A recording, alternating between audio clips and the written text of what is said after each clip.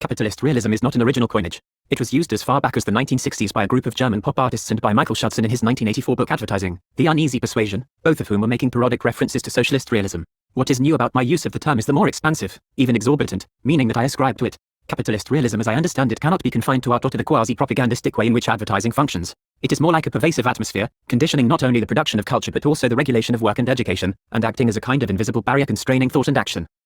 If capitalist realism is so seamless, and if current forms of resistance are so hopeless and impotent, where can an effective challenge come from? A moral critique of capitalism, emphasizing the ways in which it leads to suffering, only reinforces capitalist realism.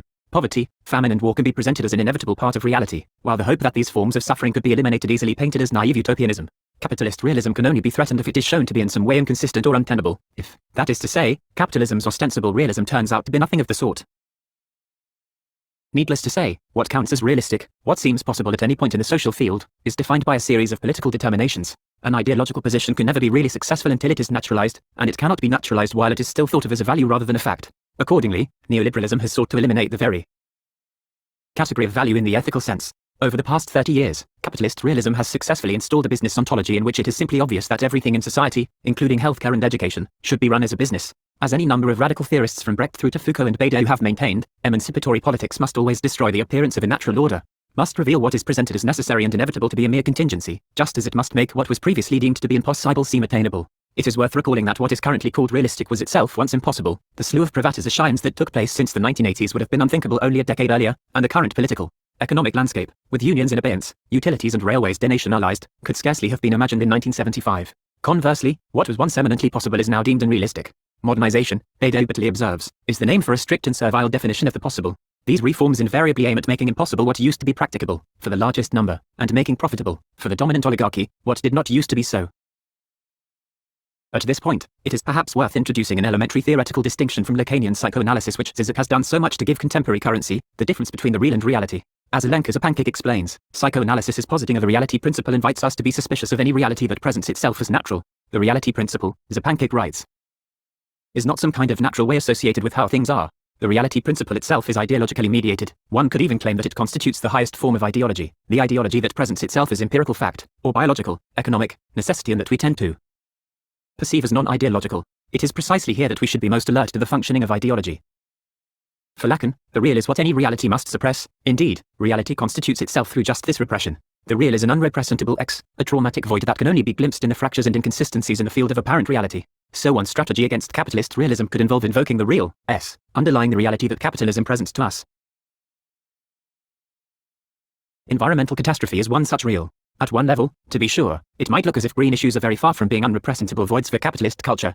Climate change and the threat of resource depletion are not being repressed so much as incorporated into advertising and marketing. What this treatment of environmental catastrophe illustrates is the fantasy structure on which capitalist realism depends, a presupposition that resources are infinite, that the earth itself is merely a husk which capital can at a certain point slough off like a used skin, and that any problem can be solved by the market. In the end, Wally presents a version of this fantasy. The idea that the infinite expansion of capital is possible, that capital can proliferate without labor, on the off-world ship, axiom, all labor is performed by robots, that the burning up of Earth's resources is only a temporary glitch, and that, after a suitable period of recovery, capital can terraform the planet and recolonize it. Yet environmental catastrophe features in late capitalist culture only as a kind of simulacra, its real implications for capitalism too traumatic to be assimilated into the system. The significance of green critiques is that they suggest that, far from being the only viable political economic system, capitalism is in fact primed to destroy the entire human environment.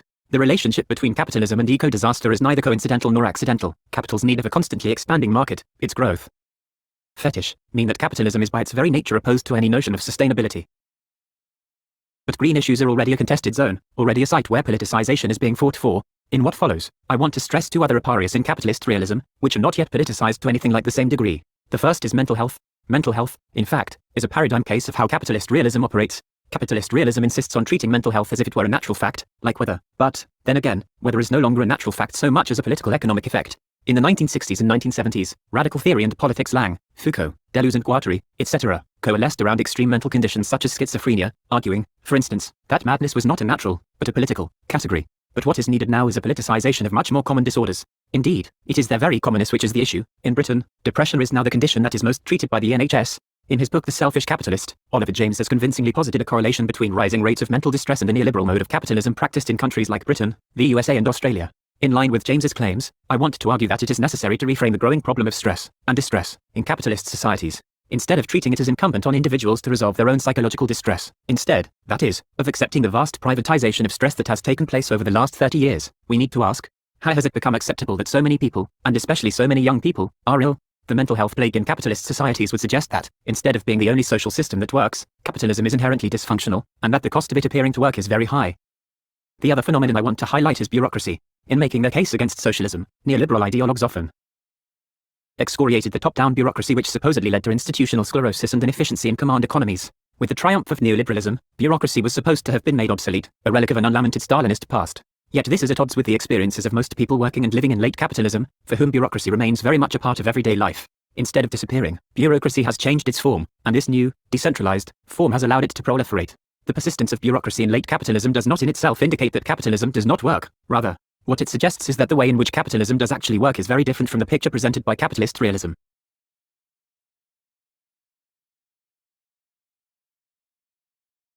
In part, I have chosen to focus on mental health problems and bureaucracy because they both feature heavily in an area of culture which is becoming increasingly dominated by the imperatives of capitalist realism, education. Through most of the current decade, I worked as a lecturer in a further education college, and in what follows, I will draw extensively on my experiences there.